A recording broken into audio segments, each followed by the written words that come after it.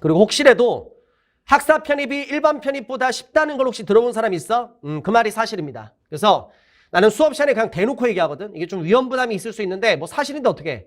학사 편입으로 준비하는 게 훨씬 더 유리합니다.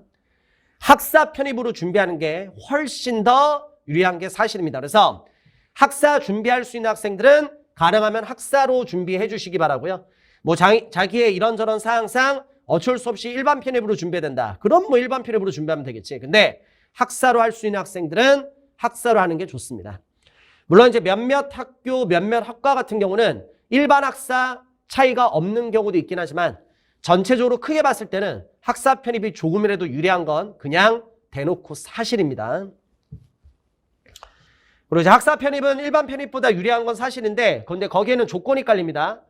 계획대로 땄을 때 학사를 따기 위해서 이제 기본적으로 너희들이 자격증 같은 걸 따야 돼. 뭐 매경도 있고 뭐 텔레도 있고 뭐 테세 시험도 있고 여러 가지 자격증 시험들이 있어. 근데 내가 처음부터 솔직하게 얘기할게. 자격증도 제대로 못 따는 학생은 편입 절대로 못 합니다. 편입 준비할 때 학사 편입을 하기 위해서 자격증을 따야 되는데 내가 항상 딱 보잖아. 자격증을 쉽게 따는 애들이 있어. 근데 걔네들 대부분 공부 잘해서 편입도 잘 가더라고. 근데 어느 누구라도 정말 쉽게 따는 자격증이 있는데 그 학생만 그 자격증을 못 따더라고. 1년 동안 계속 준비하다가 결국 떨어져. 그래서 학사 자격 안 돼서 일반 편입으로 시험 봐. 핑계거리는 있지. 학사 준비 안 하고 영어든 수학이든 공부를 못해서 점수가 안 나옵니다. 그래서 결국 일반으로 시험 봐서 올킬. 그 뭔 짓거리냐. 학사 편입 제대로 하고 싶으면 첫 번째 자격증 시험에서 무조건 붙어. 핑계대지 말고.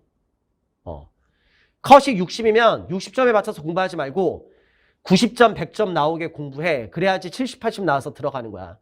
우리나라 자격증 같은 것들이 시험이 체계화돼 있지 않아.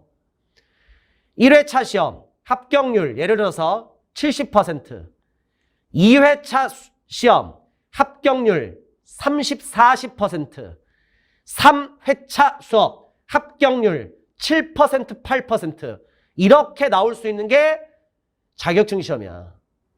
그래서 확실하게 준비해야 된다고. 확실하게. 대충 하지 말고. 자기 인생이 달려있는 시험에 기본적인 자격 요건을 맞추는데 그 자격 요건도 제대로 못 맞춘다. 공부하면 안 되지. 기분 나빠? 그러면 해. 기분 나빠? 그거 한 번에 합격하면 되잖아. 뭐 이러리 저러리 얘기하지 마. 기분 나쁘면 결과로 보여달라니까.